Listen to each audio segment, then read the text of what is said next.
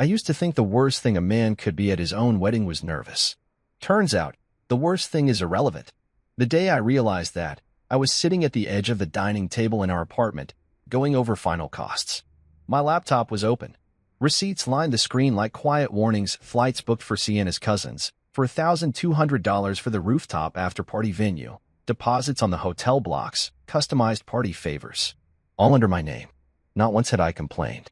I never asked Sienna to split the bill. I believed love meant covering things if you could, and I could. I run a logistics consulting firm that's done well for itself.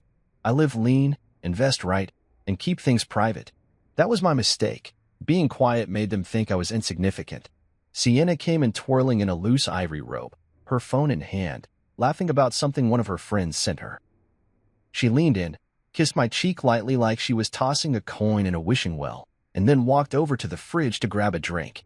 By the way, she said casually, I added a few more names to the after-party list. Just a few people from the past. I looked up, slow. What kind of people? She took a sip of her mango juice. Don't be weird. Just Carter and Kellen. It's been years. They're harmless. Carter, her ex-husband. Kellen, her ex-boyfriend, who once crashed her birthday drunk and fought someone at the door. You invited your ex-husband to our wedding party? I asked, setting my laptop aside. It's not a wedding party, she said. It's just a celebration. Casual. Vibes.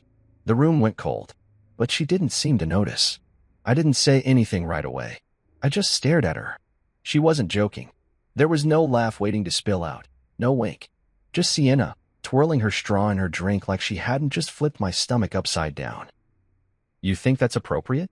I finally asked. Oh, come on, Malik, she sighed, waving her hand.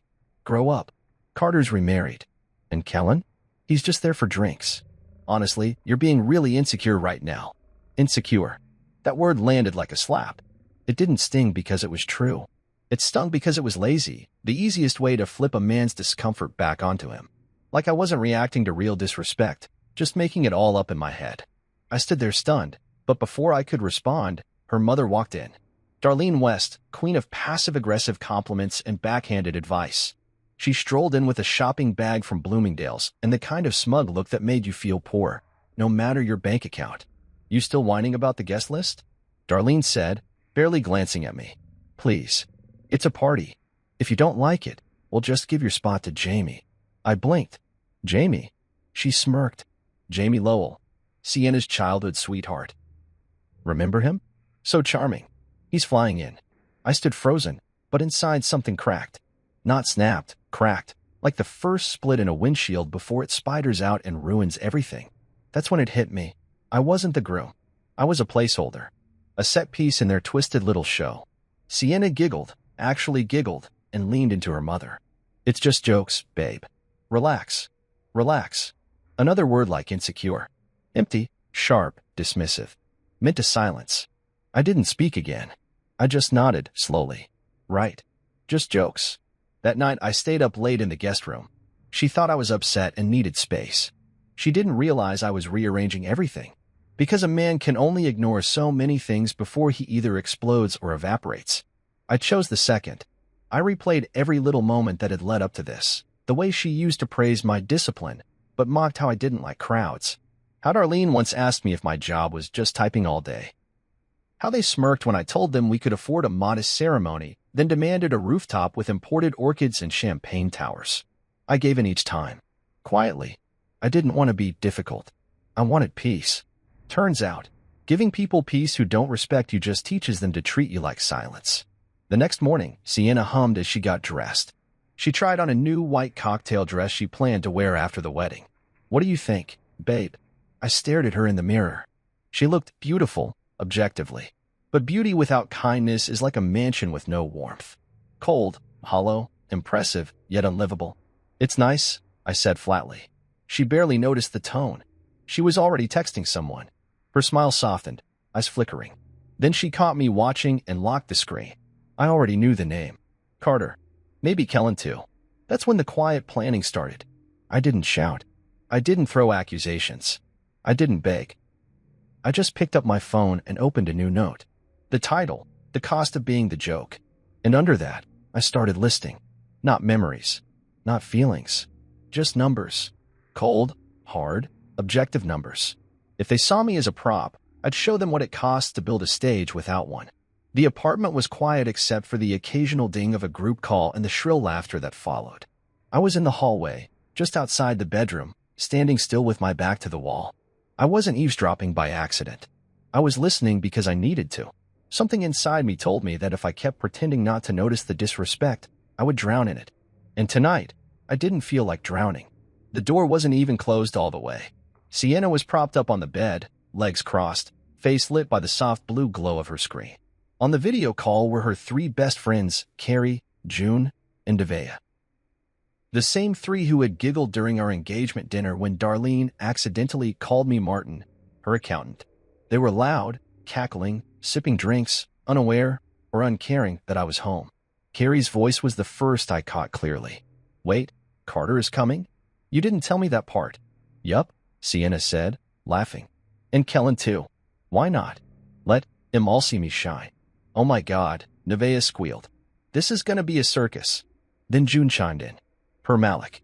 He gonna be standing there like a lost substitute teacher while the real lineup of men shows up. That stung. But what followed made my stomach turn. Sienna grinned. He'll be fine. He's used to being in the background. Malik's quiet. You could replace him with a coat rack and nobody would notice. They held. And I stood frozen. I felt my hands tighten at my sides, but I didn't move. I didn't burst in. I didn't throw my phone. I just stood there, breathing slowly, watching the shadows flicker under the door. Then Darlene's voice popped up.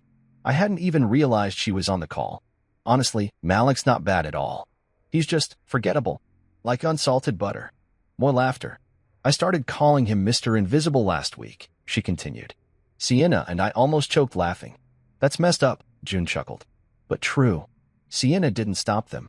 She didn't defend me. She laughed the loudest. And that's when I stopped being surprised.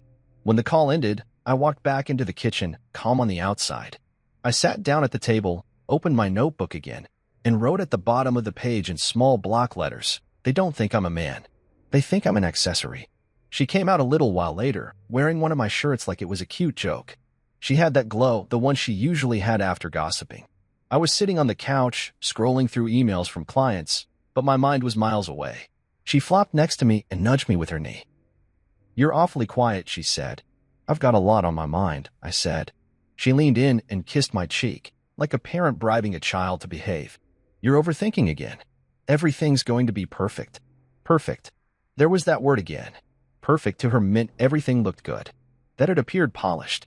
But it didn't mean it was right. It didn't mean it was real.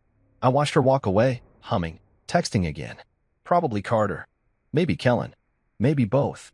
I went into the guest room that night and opened a folder I hadn't touched in months. Inside were legal documents, my original prenuptial proposal, which she scoffed at and talked me out of. I never pushed it. I didn't want to start our marriage with tension. But now I saw that the tension never left. It just wrapped itself in flowers and silk napkins. I started documenting everything. Every receipt. Every name on the guest list. Every comment that made me feel small. I screen recorded the bank transactions tied to the wedding expenses. I took photos of the RSVP chart she left open on the computer, highlighting Carter's and Kellen's names. I emailed them all to myself. Subject line, just in case. You see, I wasn't a man who yelled. I wasn't a man who stormed out or posted rants online, but I was a man who watched, and remembered, and prepared. The next day, Darlene stopped by unannounced with swatches for centerpieces and a bottle of wine she probably expected me to pay for. I opened the door with a straight face. "Oh good," she said, breezing past me. "You're home. I need to ask about the shuttle for Jamie. His flight lands late." I stared. "Jamie?" "Yes, sweetheart. Jamie Lowell. You remember. Sienna's little childhood flame. I'm flying him in. She deserves to have people who truly know her there." "She has me," I said, flatly. She blinked. "Of course, darling. But, you know, someone has to hold things together when the groom gets cold feet." She winked like it was a joke, but we both knew it wasn't. She didn't respect me. She barely tolerated me. In her mind, I was just the sponsor of her daughter's fairy tale. And once the check cleared, I'd be written out of the story like a forgotten prologue. That night, I started looking at flights. I typed in Santorini, our original honeymoon destination. I hovered over the Book Now button but didn't press it yet. Not yet. I needed one more push. One more signal that everything I suspected was real. It came the next morning. Sienna asked me to help her zip up her new dress. It was sleek, white, and modern.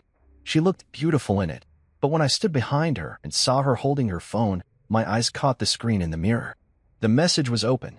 Kellen, you sure you won't flip? Sienna, please. Malik doesn't even notice. He's too busy being supportive. When she turned and smiled at me, I zipped the dress all the way up without a word. She thought I didn't see. She thought she was in control. She had no idea that the man she thought was invisible was about to become the one thing none of them could ignore. I sat at the kitchen table, same seat as always, but something in me had shifted. It wasn't rage. It wasn't heartbreak. It was something colder, sharper, a clarity that left no room for denial. I took a deep breath, opened my notebook, and flipped past the page where I'd started tracking wedding costs. This time, I wrote at the top, the list. Not just expenses, not just facts. Proof, timeline, pattern, plan. I started from the beginning. Venue deposit, $12,000. That one was wired from my account in early February. I remembered because Sienna insisted on the rooftop view overlooking the harbor. She said, it has to be unforgettable, and I agreed. I just didn't know I'd be the one trying to forget it later. Then came the catering, $9,800. All vegan, gluten-free, organic fusion nonsense neither of us eats on a normal day. But she wanted to impress her mother's clients. Darlene had made it clear. The wedding is also a networking opportunity. I remembered nodding silently, writing the check, and dying a little inside as they argued over hors d'oeuvres that sounded like chemical formulas. The hotel block, $5,400. I paid for rooms for her aunts, uncles, and 2 cousins who hadn't seen her since high school. One of them, I found out later, was the one who introduced her to Kellen again by accident. Flights for her cousins from Arizona, $2,600. Dresses for her bridesmaids that she said she'd cover, but somehow my card was used, $3,200. The flower deposit, $1,800. The DJ, $2,000. Even the party favors, custom champagne flutes engraved with Sienna and Malik forever, $1,150. Forever. That word burned. Page after page, I kept writing. When I totaled the numbers, it came out to a little over $46,000, not including the ring. And every receipt, every confirmation email, every charge came from my account. She hadn't even tried to contribute. Not once. I looked at the final number and didn't feel proud or angry. I felt stupid. Because it wasn't the money that bothered me, it was how easily they'd expected me to spend it. Like that was my only value. A wallet in a suit. Sienna floated into the room an hour later, holding up another dress. This one not white but emerald green with a long slit up the side. She did a twirl in the living room, hair pinned up like she was in some slow-motion movie. Babe, what do you think? She asked. I glanced up. For what? For the after-party, she smiled. I want to look unforgettable, especially with Carter and Kellen coming. Don't you think it's kind of funny? All the men I've ever been with in one room. Funny. That word again. I wanted to ask her if she really thought I was that naive. If she honestly believed a man would smile while she played musical chairs with her past flings like they were props in a reality show reunion. But I didn't say a thing. I just nodded. She took that nod as permission, as support. Then she leaned toward the mirror and began texting again. I didn't have to look over her shoulder. I already knew who it was. Carter. The ex-husband, she said, still respected her. Kellen. The ex-boyfriend who used to call her at 2 a.m. when we were first dating. Jamie. The fantasy boy her mom brought back like a trophy. I watched her as she stared at her reflection, admiring her own glow. But I didn't see the woman I fell in love with. I saw a performer preparing for a role I didn't audition for. Her face was still beautiful, but it looked rehearsed, curated, empty of the real things: respect, honesty, care. I left the room without a word, went into the guest room, and turned on my laptop. I made copies of every receipt, saved all the screenshots I'd taken, messages, call logs, bank statements. I backed them up to an external drive I kept hidden in my sock drawer. Then I opened a blank spreadsheet and began labeling each transaction. Each line told a piece of the story. Line 12.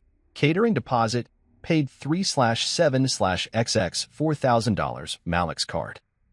Line 22. Bridesmaids dresses, paid 3/19/XX $3,200, Malik's card. Line 35, Sienna's second gown, paid 4/2/XX, $1,600, Malik's card. And beneath all of it, I wrote, no shared financial input, no signed prenup, no transparency. Later that evening, she asked me to come with her to the final venue walkthrough. She wore the same green dress. I said I had work. She pouted but didn't push. That told me everything. She wasn't trying to include me. She was just keeping me close enough to fund the illusion, and far enough to keep her performance unbothered. While she was out, I took one more step. I emailed all the vendors, venue manager, caterer, hotel, DJ, florist, and requested copies of the signed contracts. I told them I needed confirmation of my name being the only one listed. Every one of them replied within the hour. Every single contract was in my name alone.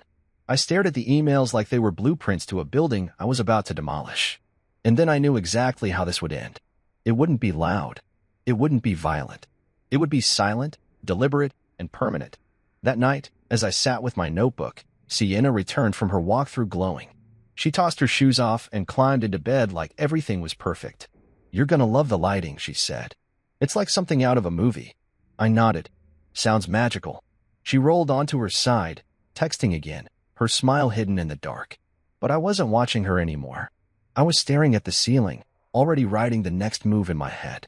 Because a man can only be humiliated so many times before he either breaks or disappears. And I had no plans of breaking. I sat in the dark with the soft glow of my laptop screen lighting my face. The clock on the wall ticked quietly behind me. 12:43 a.m. Outside, the city hummed like it always did, but in my apartment, everything was still, like the calm before something irreversible. This wasn't just another sleepless night. This was the night I made a decision I couldn't walk back. The final straw had already landed.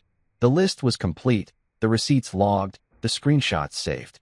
My instincts were no longer whispering. They were screaming. And I wasn't about to be a willing extra in the twisted drama Sienna and Darlene were directing. I opened the banking app and navigated to our shared credit account. It was the card we used for day-to-day things, groceries, dinners out, small purchases, but the wedding costs had all been charged to my personal accounts. That was on purpose. I'd been protecting my financial boundaries, but now I needed to protect them from her.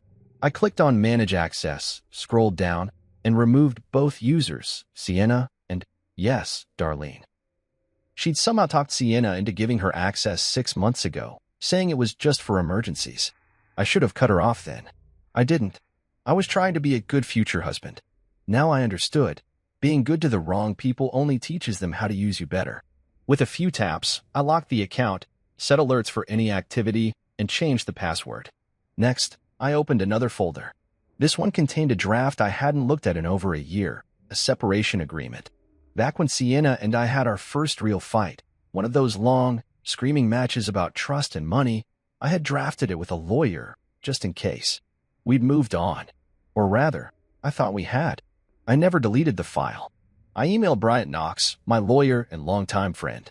The subject line was simple, activate. I wrote, "Bryant, I'm done pretending. I'm attaching everything you need. Please move forward with the emergency filing. I'll be unreachable for a while. I'll sign what you need before I go. You know where to send it." Then I attached every screenshot, every invoice, every message, every call log. The group chat with Sienna's friends laughing about me. The message from Kellen asking if I'd flip out. The receipt from the dress shop that charged my card behind my back. I hit send. And then I opened a travel tab and typed in the place I once dreamed of seeing with Sienna, Santorini. We were supposed to go there for our honeymoon. The plan was to take a catamaran tour, eat fresh seafood by the water, and wake up with sunlight pouring through white curtained windows in a stone house overlooking the sea. But that future had been burned down, quietly, with every dismissive laugh and smug remark. I chose the departure date, the morning after the wedding after-party. One way, no return. I picked a window seat, paid in full, and downloaded the confirmation. Then I did something I'd been putting off. I opened the wedding contracts.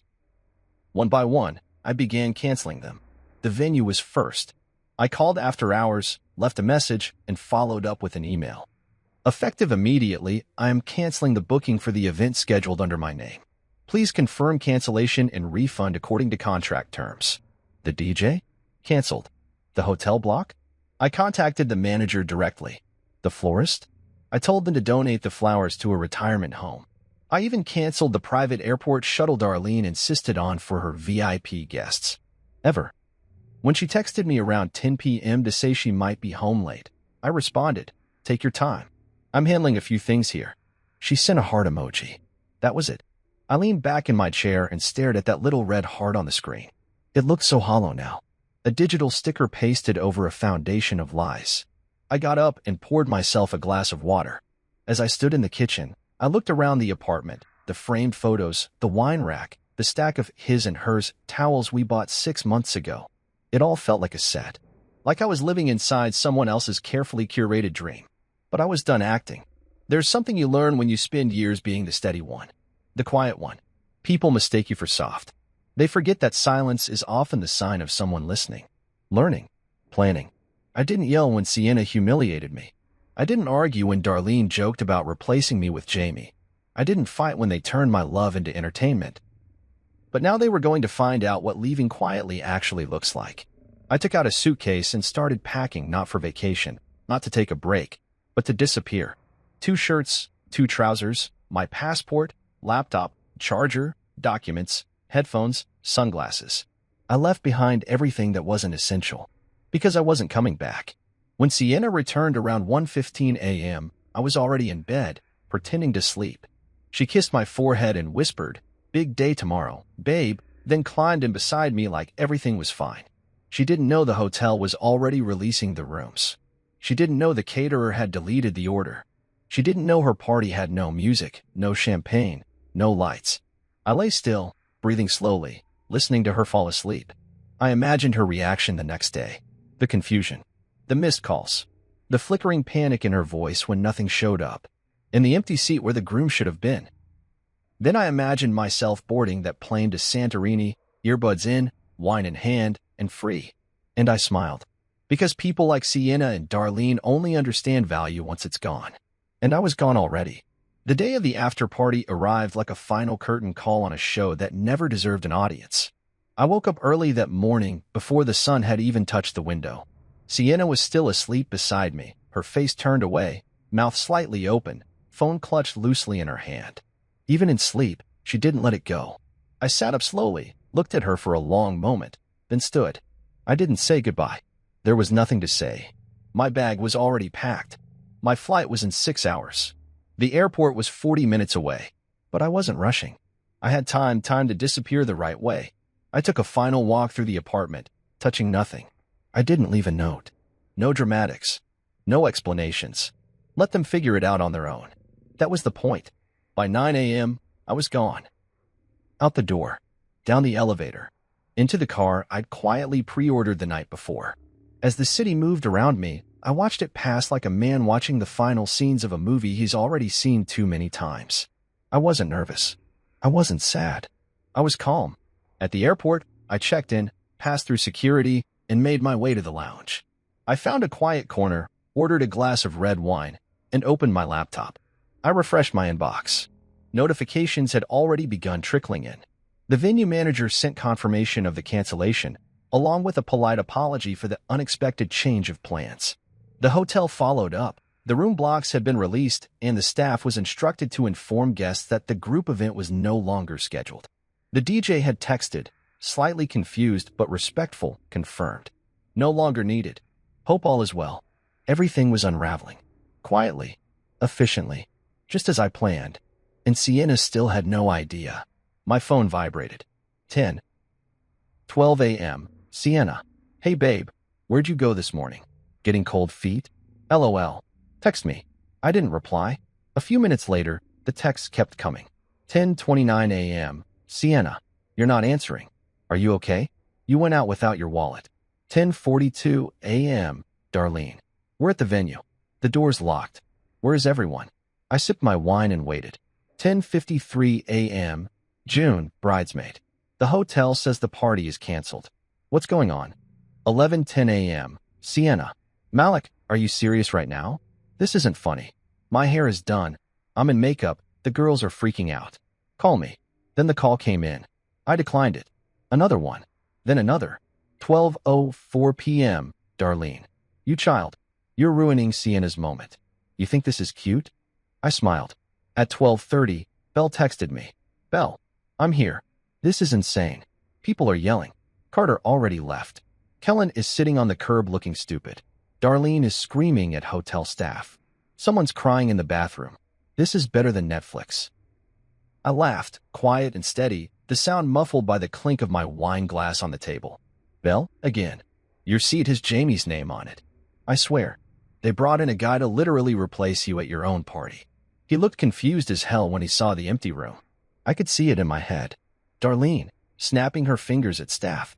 Sienna pacing in heels too high to walk in. Jamie, the poor childhood crush, probably realizing he walked into a war zone disguised as a celebration. The music that never came. The champagne that never arrived. The beautiful rooftop that no one had access to. Every piece of it funded by me, and now reclaimed by me. 1:15 p.m., Sienna. Why are people getting refund notifications? Malik, what did you do? 1:22 p.m., Sienna. People are leaving. My cousin's flight is canceled. You canceled the block. I can't believe this. Answer your phone. 1:45 p.m., Darlene. You little coward. I knew you weren't man enough to handle Sienna. This is what you wanted? Embarrass us? You'll regret this. Mark my words. I put my phone down, finally tired of the buzzing. Let them talk. Let them scream. The real twist was they weren't mad I left. They were mad I left before they finished using me. I pulled up Belle's messages again. Me. Thank you for keeping me updated. Belle. Of course. I told Sienna not to play with you. She didn't listen. She treated you like a sponsor, not a partner. Me. She thought I'd stay silent. She forgot I was the one holding the power the entire time. Belle. The best part? Sienna said earlier in the group chat, this party is gonna be legendary. All the men who ever loved me will see me shine. She attached a screenshot. I saved it immediately. That line would be useful for Brian's legal strategy. Let them keep talking. Every word they sent became another piece of my defense.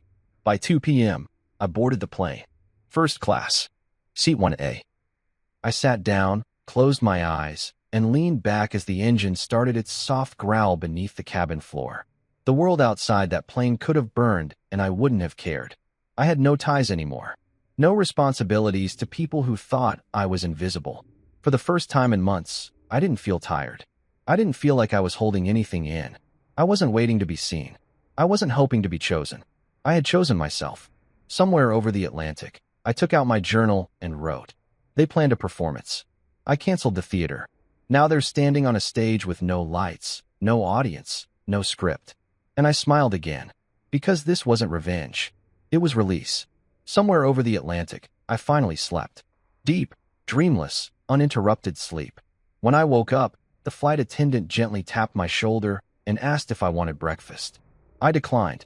I wasn't hungry, not for food anyway.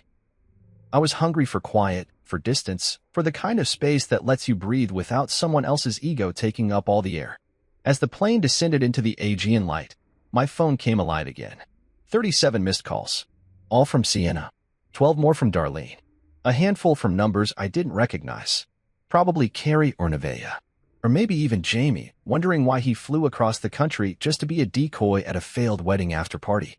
I ignored every single one. But Belle's name lit up with a text just before touchdown. Belle. It's a bloodbath. Darlene's calling everyone traitors. Carter went ghost. Kellen posted something about being too real for fake parties. Jamie took a cab back to the airport and left without speaking. I've never seen a mess like this in my life. But they still haven't said your name out loud. It's like they're trying to pretend you never existed. I stared at that message longer than I thought I would. There was something poetic about it. After all the times they laughed behind my back, after the endless jokes about being forgettable, now they were treating me like a ghost. They thought erasing me would save face. But it only exposed them. I landed in Santorini at 3:07 p.m., local time. The heat welcomed me like an old friend. The ocean in the distance sparkled like it had something to say, and I was finally ready to listen. A driver stood at arrivals with my name on a sign. Mr. Turner, he said, smiling warmly, welcome. I hadn't heard my own name spoken with respect in weeks. The hotel was perched high above the cliffs, whitewashed walls glowing under the sun, terraces shaded by canvas sails that fluttered in the wind. My suite overlooked the caldera, the volcano sleeping in the sea. I stepped out onto the balcony, exhaled, and for the first time in a long time, felt the weight slide off my chest. While I unpacked, my phone buzzed again. Sienna, please talk to me. Please. Another message. Sienna, I don't even care about the party. I just want to understand why you would humiliate me like this. I didn't reply. She wasn't sorry for how she treated me. She was sorry she got caught.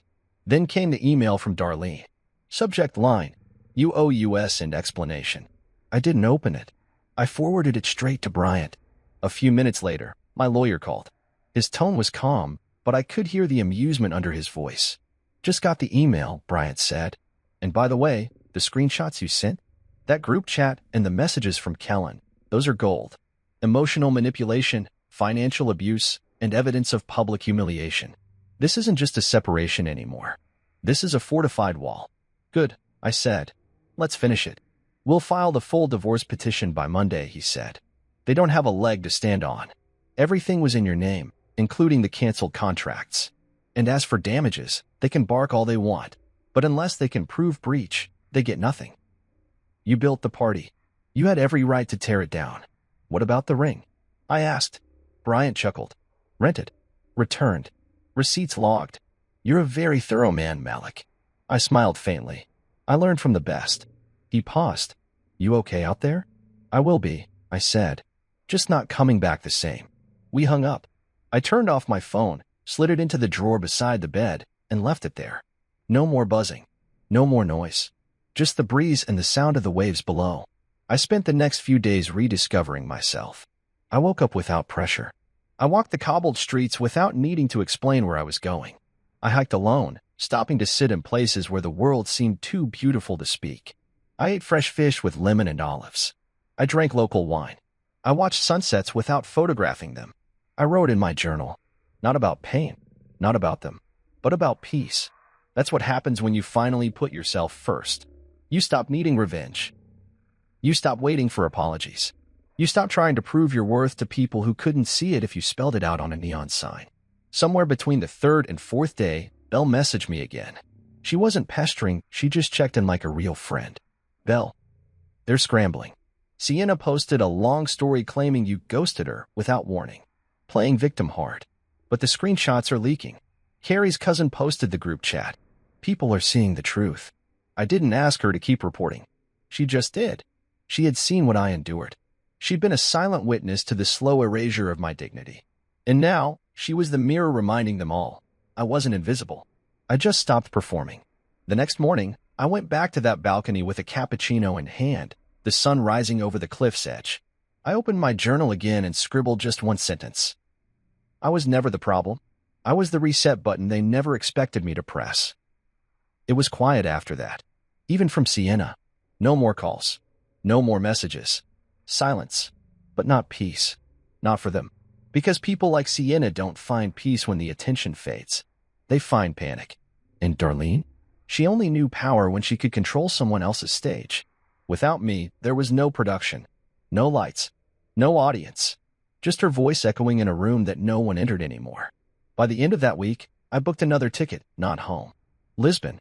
I needed a place to start over completely. Somewhere that didn't know my name, didn't expect anything, didn't carry echoes. Santorini had been the escape. Lisbon would be the beginning. And as I zipped my bag, I realized something. I didn't feel guilty. Not even a little. Because I wasn't running away. I was walking out of a fire I didn't start but had every right to put out. It took exactly 2 weeks after I landed in Lisbon for the legal fireworks to begin. Bryant moved with surgical precision. Everything I had sent him, documents, messages, screenshots, receipts, was arranged into a bulletproof petition. He didn't just file for divorce. He filed a declaration of intentional emotional fraud attached with evidence of financial exploitation. It wasn't about punishing Sienna. It was about making the truth official. On paper. In the court's hands. So that no one, not even Darlene with her high-powered sneer, could twist the narrative. The paperwork hit them like a thunderclap.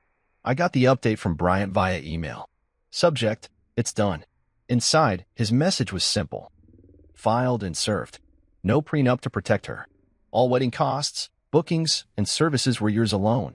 Her name's on nothing. Their only defense is narrative, not law.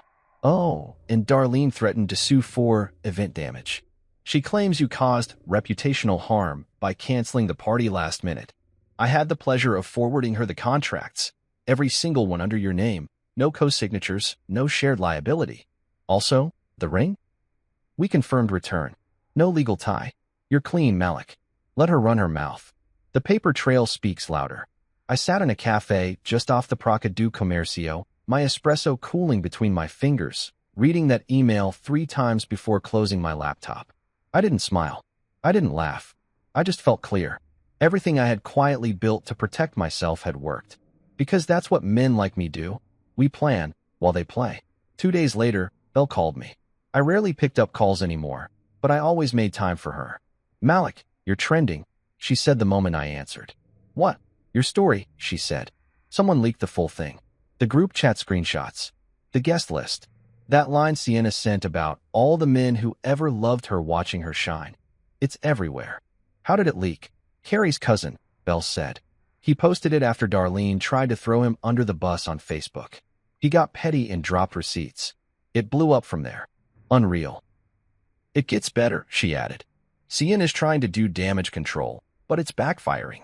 She went live last night crying about being abandoned, but someone played a voice memo of Darlene laughing about replacing you with Jamie. I leaned back in my chair, phone pressed loosely to my ear. They're eating each other alive now. Like wolves, she said. That was when I realized I didn't need to do anything else. They were destroying themselves with the very tools they used to mock me. The fake stories. The secret chats. The ego-driven performances. It all crumbled under the weight of its own vanity. I was just the quiet man who had built the stage, and I had simply walked off. Back in the States, Bryant had everything locked down. My assets were untouchable.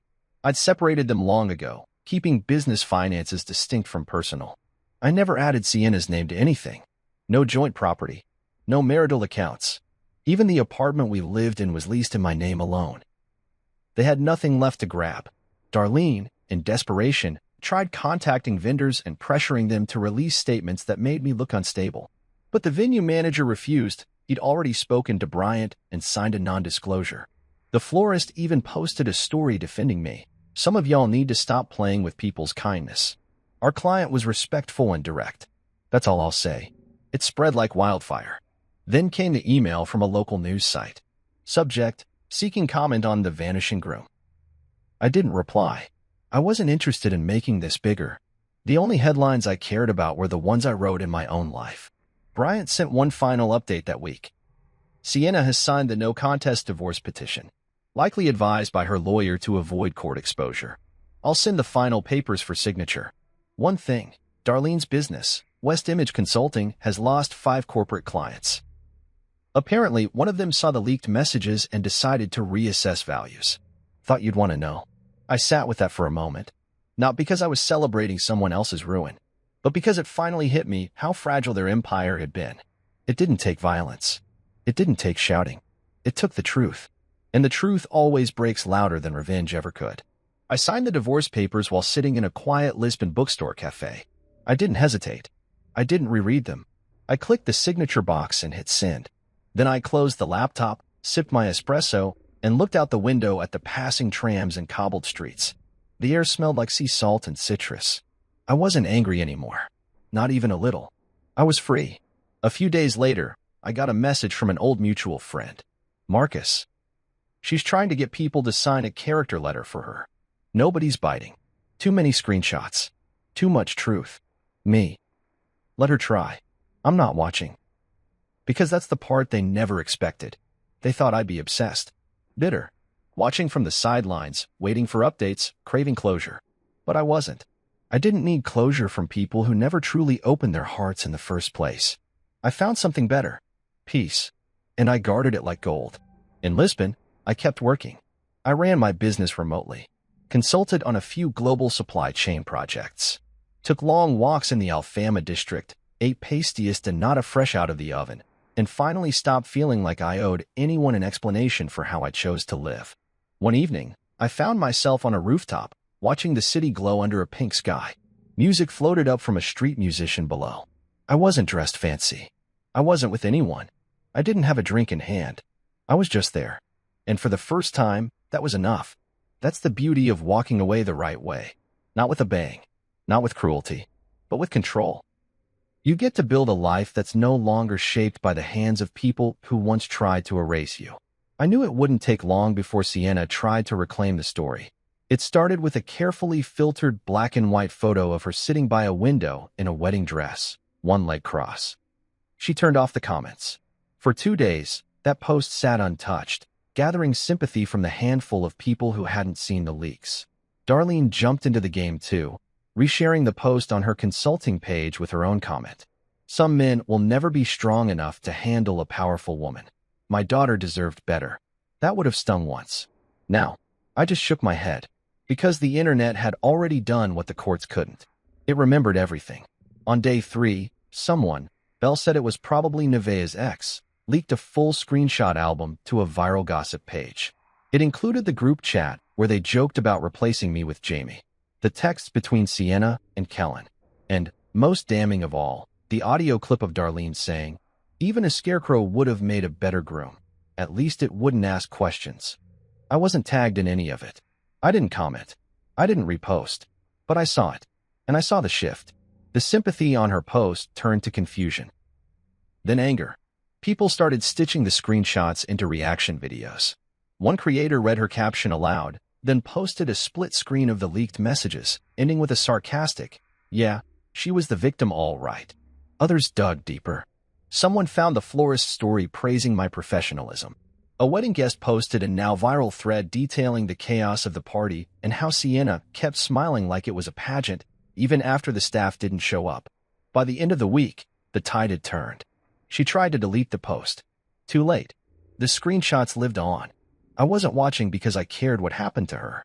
I was watching because I had been invisible for so long that seeing truth take the spotlight felt like a quiet vindication. And then Belle messaged me. "Belle, you're not going to believe this. Darlene's consulting firm just lost their biggest client. Me. Because of the wedding stuff? Belle. Yup. Someone sent the screenshots to the CEO. They pulled their contract, released a statement about integrity and values, and now she's in full meltdown mode. She tried to do damage control on LinkedIn. It backfired hard. I didn't reply right away, because I didn't need to. This wasn't about revenge anymore. This was just the truth echoing, louder than any lie ever could. A week later, a wedding planning company that had featured Sienna in their Bride Spotlight series posted a quiet update. They removed her feature. No explanation. No shade. Just gone. Even Jamie, the childhood crush turned awkward stand-in, posted something vague but pointed. Some people love the spotlight so much they forget they aren't the star. I bookmarked it, not to share, but to remind myself. Even those closest to her saw the mask fall. Meanwhile, back in Lisbon, I was moving on. I stopped checking my phone for updates. I started hiking more, journaling less. I met new people. A photographer named Anna from Porto offered to show me hidden spots in the city. She didn't ask questions about my past. She didn't pry. She just offered conversation and calm. And for once, I didn't feel like I had to earn someone's presence. We had coffee, then dinner, then a walk along the waterfront that lasted 3 hours. She wasn't Sienna. She wasn't anyone I'd ever met. And that was the point. She didn't try to shine over me. She didn't make me feel invisible. She saw me. One night, over glasses of Vinho Verde on a rooftop, she asked me why I came to Lisbon. I thought about lying, giving her some clean version of the truth. But instead, I said, I was part of something that looked beautiful on the outside but was rotting underneath. I walked away before it poisoned me too. She nodded slowly. You're not the first man to escape. Just one of the few who didn't wait until it was too late. I looked at her and felt something settle in my chest. Maybe not love, but something real. That night, as I lay in bed, I opened my old wedding email folder for the first time in weeks. I went through the photos of Sienna's original mood boards, the mock-up invitations, the list of guests. I deleted them all, one by one, not in anger, in closure. The final one was the RSVP sheet. I saw the name Jamie Lowell under VIP, marked with a gold star. I deleted it last. Then I opened my journal and wrote. They built their identity around my silence. The moment I spoke with action, the illusion fell. Now they're scrambling in a reality they created. I didn't ruin their story. I just stopped being a prop in it. The next morning, I woke up to another message from Belle. Belle. She sent out a mass email apologizing to people she may have disappointed. No names. No specifics. Just empty words. Looks like even she's starting to accept the fallout. Me. Let her. That's her journey now. Belle. You really don't want to respond at all. Me. No. I already did. When I left, that was the last time we talked about it. Because there was nothing else to say. Sienna's show had collapsed, not because of anything I shouted or posted, but because I refused to stand on a stage that mocked me. And when you take away the spotlight, the actors have nothing left to perform in. The first time I saw the sunrise over the Tagus River, I didn't think about what I'd left behind. I thought about what I had finally made room for. Lisbon was never part of the original plan. In fact, there wasn't a plan at all after Santorini. Just a moment where I looked out over white rooftops and decided I didn't want to return to the version of myself who accepted being treated like a second option. I wanted to live somewhere that didn't know my name, that didn't recognize my silence as weakness. And for the first time in years, I wanted to live without anyone else's story framing mine. So I rented a small apartment near Barro Alto. 2 rooms, 1 sun-soaked balcony, and just enough space for solitude. I set up my home office in the corner by the window. My clients didn't care where I worked as long as the work was done. And in that freedom, I found something I never had back home, the right to exist on my own terms. Days settled into new rhythms. Morning jogs along the waterfront. Afternoon espresso in tucked-away cafes. Evenings spent walking through old neighborhoods where the tiles on the buildings told stories older than Darlene's fake legacy and Sienna's curated persona. It was simple, and it was mine. I stopped checking social media. Stopped tracking the fallout. Belle kept me updated for a while, but even she eventually wrote, "I think you've outgrown this drama, Malik. Let it rot where it fell." And she was right. I wasn't curious anymore. I wasn't angry or vindicated or anything at all. I was simply done. A month after I settled in Lisbon, Anna invited me to her gallery opening. She was soft-spoken but direct, the kind of woman who looked you in the eyes when she asked questions. She didn't know much about my past, just that I'd gone through something that taught me how to rebuild. That night, the gallery buzzed with quiet laughter and the clink of wine glasses. Her photographs lined the walls, candid shots of Lisbon, strangers caught mid-motion, street musicians under soft light, children running through puddles. "This one reminds me of you," she said, pointing to a photo of a man walking down a narrow street, half in shadow, half in sunlight. "Why?" I asked. "Because he's walking alone," she said, "but not lost. He's choosing it." And for a long moment, I just stared at the photo. She didn't know what those words meant to me, but they hit harder than any apology Sienna could have written. 2 days later, I signed the final divorce papers over breakfast. Brian emailed the last version, and I printed them at a corner shop, signed them by hand, and mailed them back with no emotion attached. It was just a formality now, a punctuation mark on a chapter that no longer needed my energy. I didn't cry. I didn't drink. I didn't call anyone. Instead, I walked to a quiet overlook and watched the boats pass slowly beneath me. I opened my journal, the same one I'd been writing in since the beginning of it all, and I wrote. I didn't run from the pain. I just stopped inviting it in. That same day, I received a small box in the mail. No return address. Inside was a single Polaroid of me and Sienna from 2 years ago, taken on a trip to Napa. We looked happy in it, laughing, her head thrown back, my arm around her waist. Underneath it was a note. No signature. He used to make me laugh without even trying. I just forgot how rare that was. I didn't need a handwriting expert to know it was her. I closed the box and set it aside. Not because I was tempted, but because I had nothing to give that memory anymore. It had been drained of life, like a photograph left too long in the sun. You can look at it, but you can't step back into it. That night, Anna and I sat on my balcony with a bottle of wine. She told me stories about her father, about growing up in Porto, about learning to take photos with an old camera that barely focused. "You ever going back?" she asked me softly. "Back where?" "To wherever this all began." I thought about it. About the apartment I left without a word. About the wedding after-party I never showed up to. About the people who didn't notice I was gone until they had no one left to laugh at. "No," I said simply. "Everything I needed to know, I learned by walking away. Even the hard stuff? Especially the hard stuff. And that was the truth. Lisbon didn't fix me. It didn't erase what happened. But it gave me something I didn't know I was missing, space to be myself without shrinking. Eventually, I started letting new people in. Not fast, not carelessly, but carefully. People who didn't try to shape me, who didn't see me as a utility. Friends, collaborators. A few clients I met in person who asked about my journey, and instead of rehearsing pain, I told them the truth. Sometimes walking away is the bravest thing you can do. I even started volunteering at a local mentorship program, helping young entrepreneurs build logistics for their growing businesses. One of the students asked me once, "Why are you here? You could be making way more in New York or London." I smiled and said, "Because here, I'm not a product. I'm a person." That answer stayed with me long after the session ended. It was the first time I'd said it aloud and meant it. A few weeks later, Anna brought me a small gift, a leather-bound notebook. "For your next chapter," she said. I opened it, flipped to the first page, and wrote, "This story no longer begins with betrayal. It begins with choosing myself." It was a rainy afternoon in Lisbon when the final message came. I was sitting near the window of my favorite cafe, the one tucked beneath a row of ivy-covered buildings, sipping tea and listening to the distant hum of passing trams. The city had slowed down, like it always did when the clouds rolled in. I had grown to love these quiet moments, the sound of rain against the glass, the smell of fresh pastry, the feeling of not needing to be anywhere but where I was. My phone buzzed gently on the table. A notification from Bryant.